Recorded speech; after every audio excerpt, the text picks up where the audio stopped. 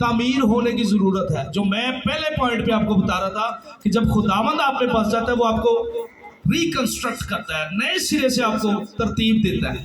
Hallelujah. इफिसियों 2 बाब उसकी 20, 21 और 22 आयत।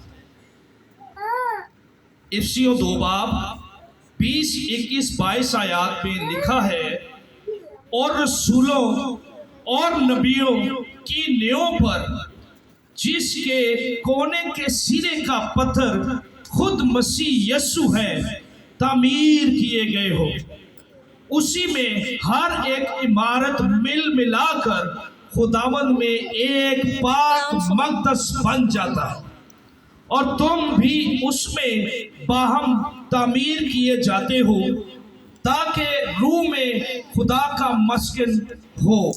Hallelujah, hallelujah. रेफरेंस पे गौर किया आपने? क्या कह रहा है पौलुस?